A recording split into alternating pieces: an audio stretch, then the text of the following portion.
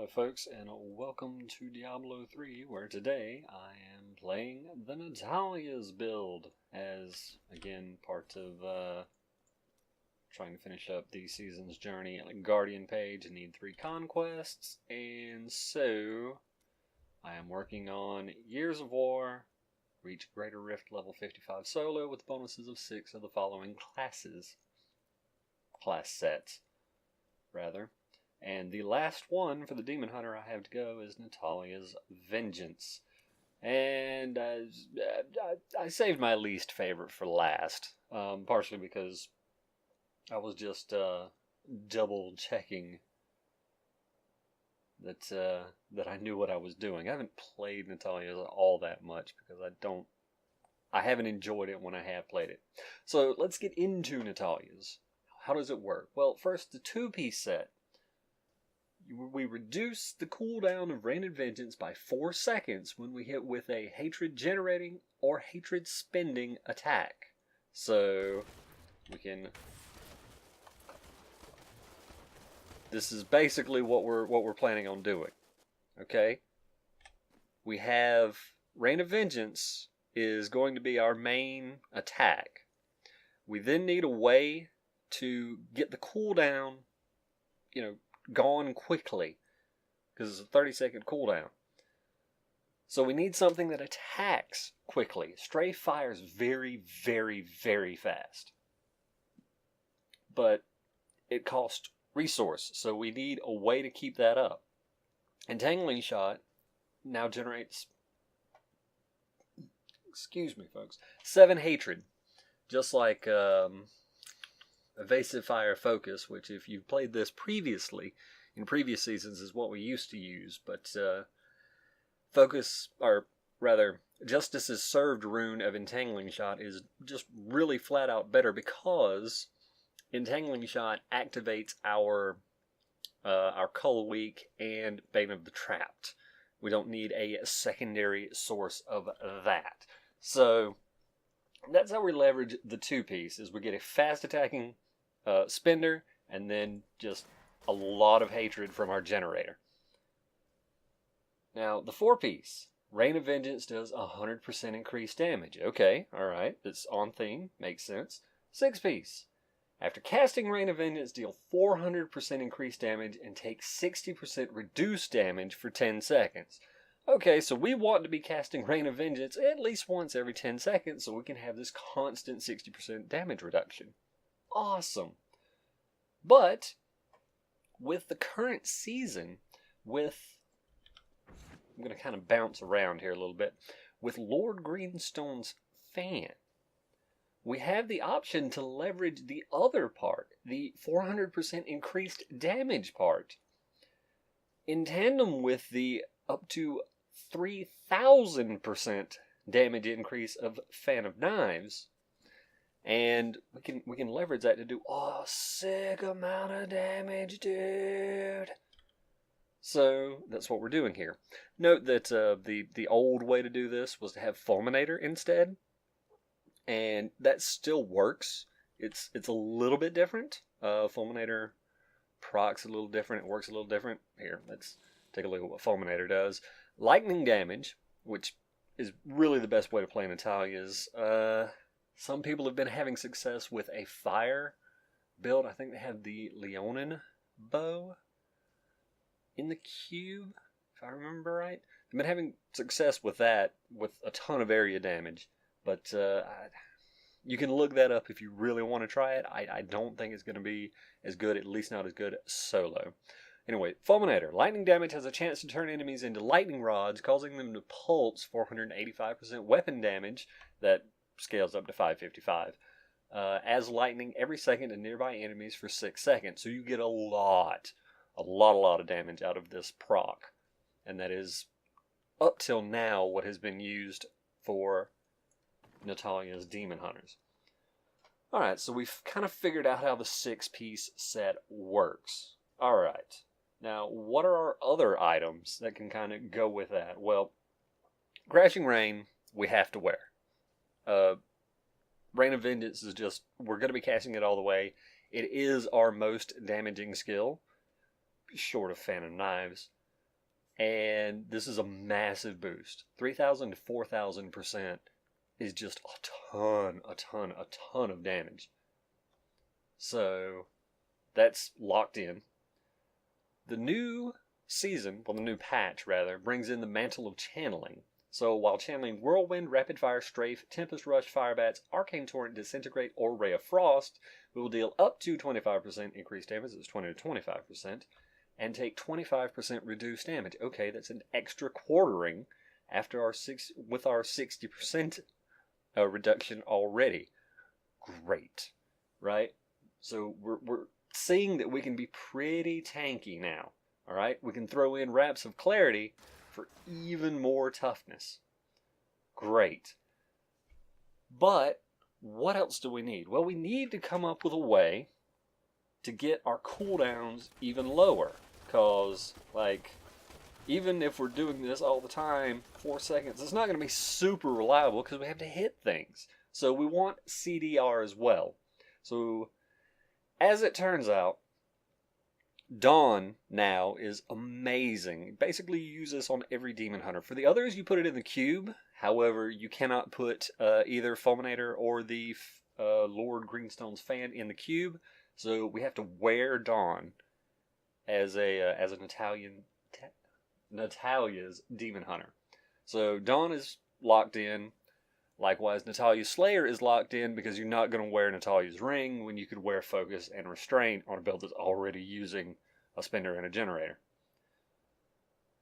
So we're using Dawn to get Vengeance up, uptime to have the extra damage, the extra.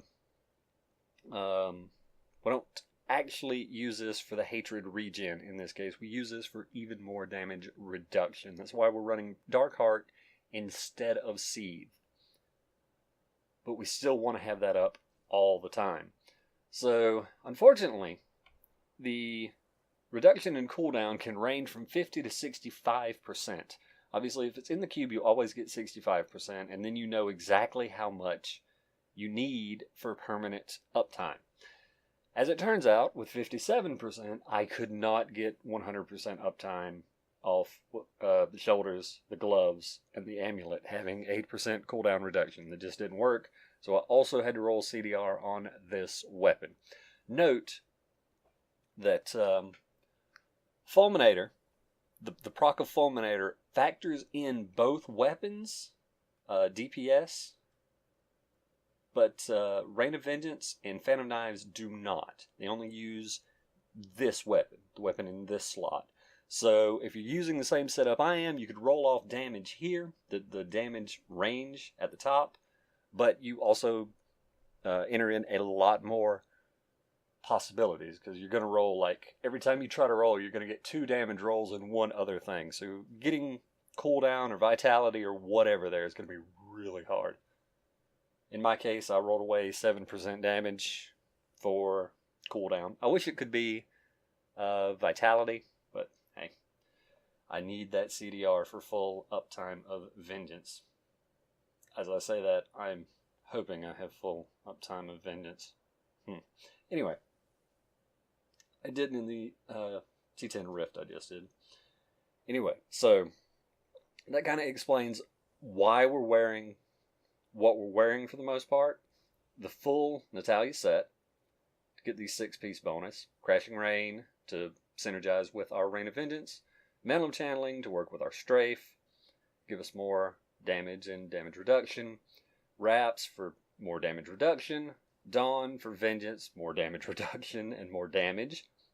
And Focus and Restraint because they're just insane damage multipliers. The amulet, you would ideally be wearing a Hellfire Amulet because there are like 6 or 7 passives you want for one of these builds. But I didn't really feel like running a bunch of Ubers and trying my hand for a build I don't really intend to play. So I just reused the Ess of Johan from the Shadows build I was doing. And rolls are just pretty much straightforward. You want Rain of Vengeance on these 2 items, on shoulders and chest, because they can roll them. Otherwise, you want toughness here. You want crit hit chance here. depending on your role on the cooldown reduction, you can probably get away with vitality here. Depending. As long as you have full uptime, I would rather roll vitality here than cooldown most likely. But it also depends on your other gear. So hey, just be mindful that you want full uptime for Vengeance. Here, damage on your main hand. Life per hit is nice. I don't think it's really required.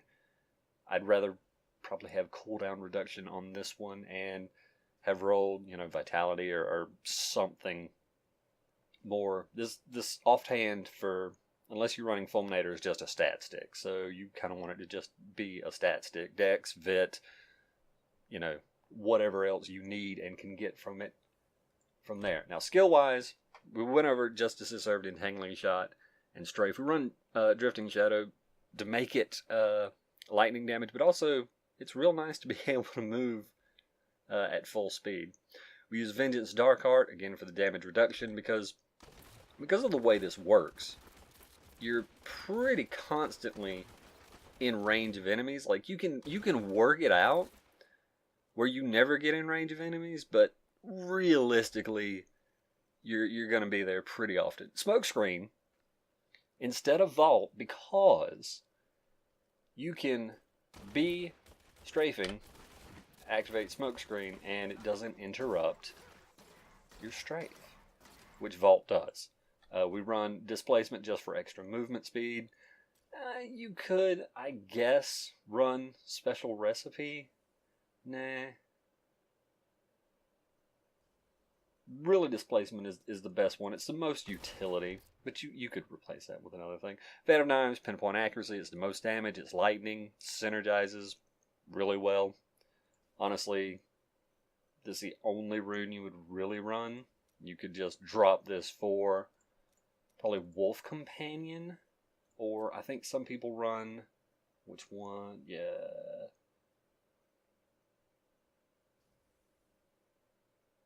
I'm completely blanking. Yeah, it's Focus Mind. Right. Gain run Focus Mind here to just build back your disciplines. You can use Smokescreen more often. And then Rain of Vengeance Shade. This is the lightning rune.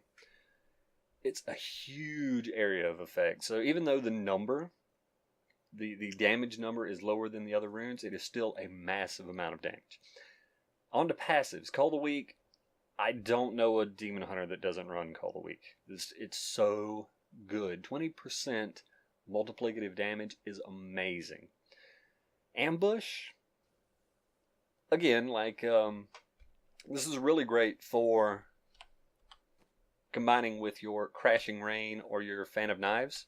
When you hit something that is over 75% health, just an amazing amount of damage you pile out. Leech, this is really helpful against reflect packs and just general damage that you're going to be taking. I guess it's with life on hit on your weapons, it is something you could get rid of. Awareness, you pretty much just need to run awareness at higher greater rifts. Other ones that are really good: Single Out, Perfectionist, Archery.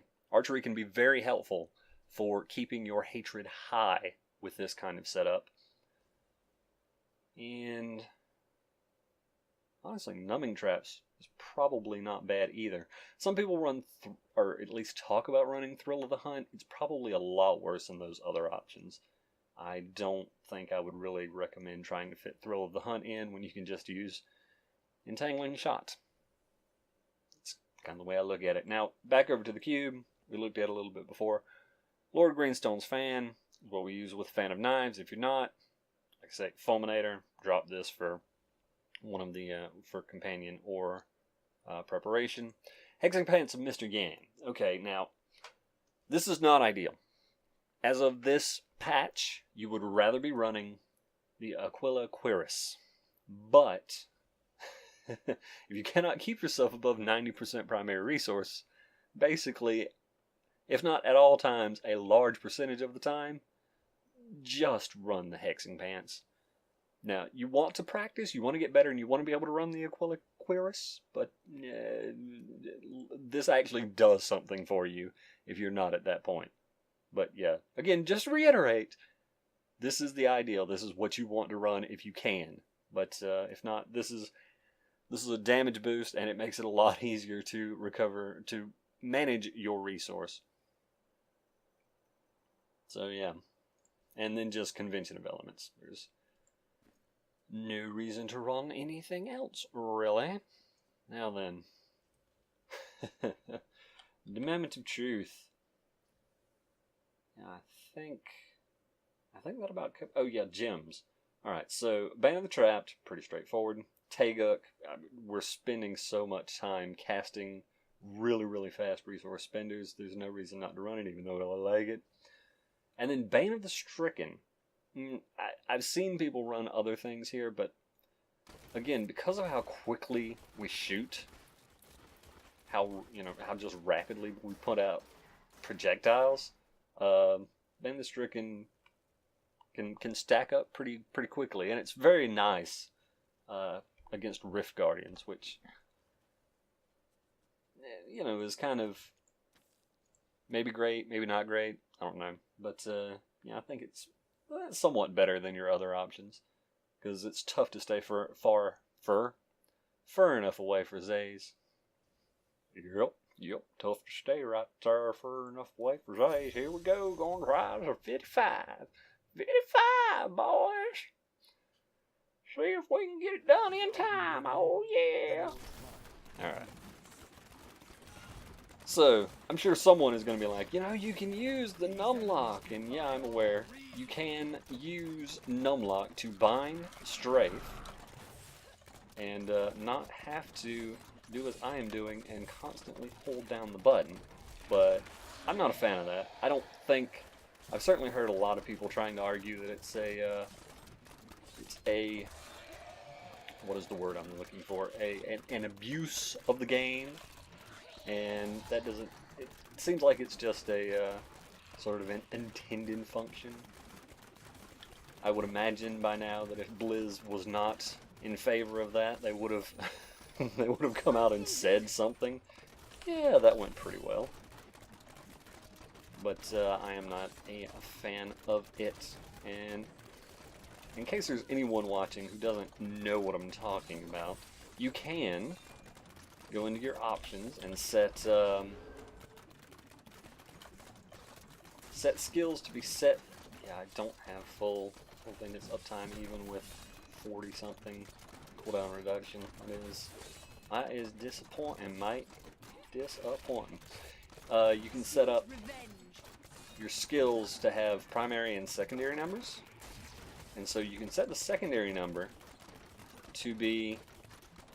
Honestly, you can set the primary number, I'm pretty sure, but you can set the secondary number to be on the numpad, assuming you don't have a 10 keyless keyboard, which, for anyone unfamiliar with the term, means a keyboard without the 10 numpad keys. True facts. You can set one of the keys on the keypad, and holding numlock, press one of those buttons, press whichever button corresponds to the skill you want, hold the button down, then press numlock again, and let them both go. That will set the game to constantly press that button. And just in case I wasn't clear there, what you're doing is you are turning numlock on, and then turning numlock off. And so it will constantly press that button. Now, one thing you need to know if you want to use that trick is, anytime you hold another button, the game will not use that input.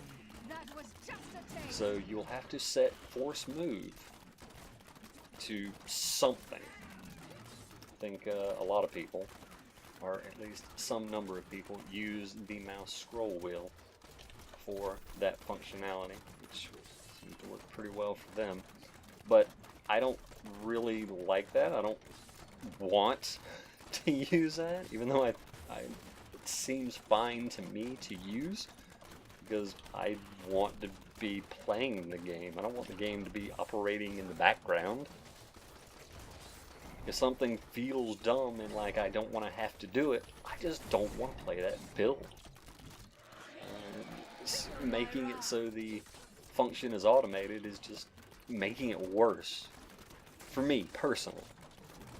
So that's a big reason why I don't like Natalya's, because it does get a little tiresome with this playstyle. But I mean, it's also not the worst thing in the world.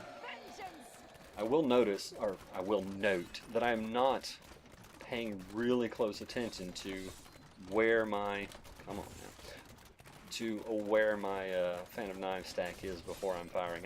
Ideally, you would like to wait until it's very, very high before you fire it, because it takes a while to count up.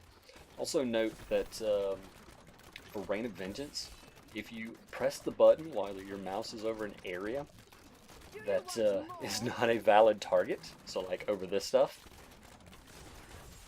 it won't fire. Or if you're in the middle of holding down another button at the time, it won't fire. So you have to do a little bit of a tango to make sure that you are getting off your Rain of Vengeance. Speaking of which, failed to cast it like 2 times in a row there. That was rough.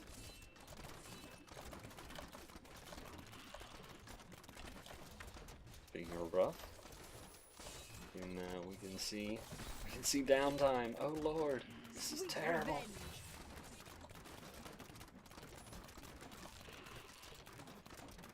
And yeah, again, the gear could certainly be optimized, because you can do much higher than this with a Natalya's build.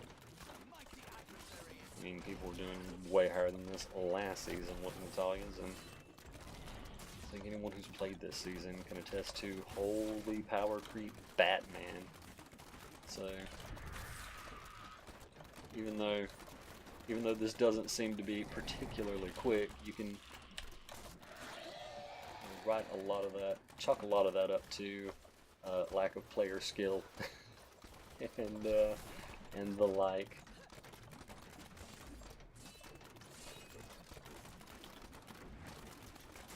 And yeah, you also, I haven't been doing this either.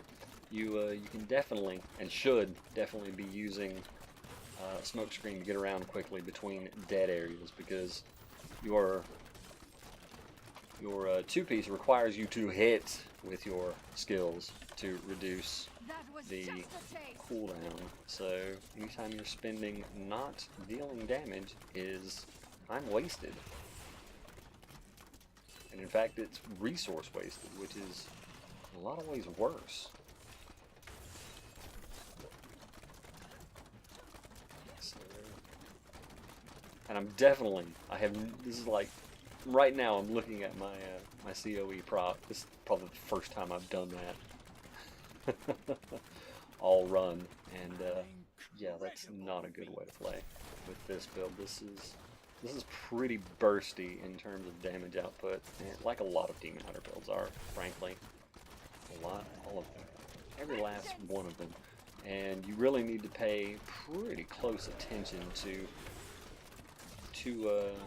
where your COE is and kind of time accordingly.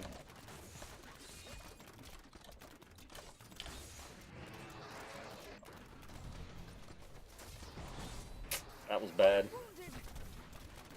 Fortunately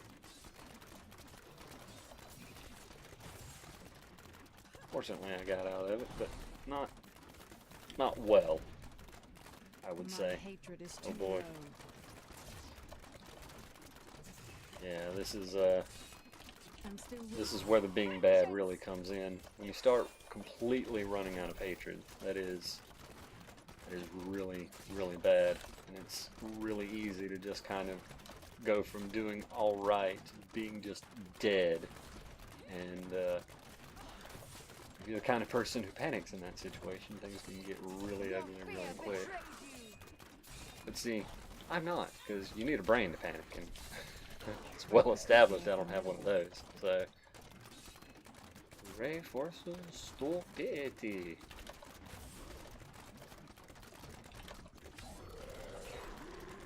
I was going to say, see, the stupid shall inherit the earth, but I think they made a movie about that.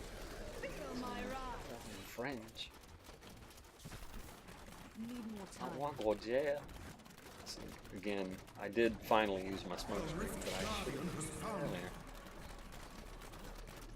Veracity. You seem like you could be really rough.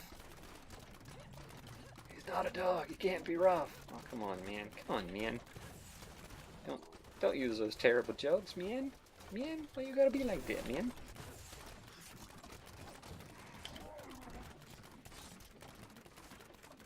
Yeah, that has gotten ugly.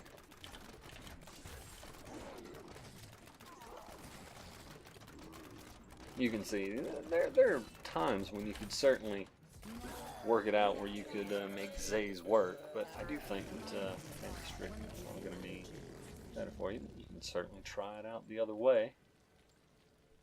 I'm here to help. We even have a gem. It's like makes sense to try to. Yeah, okay. Got a couple levels on this Tega. Wow.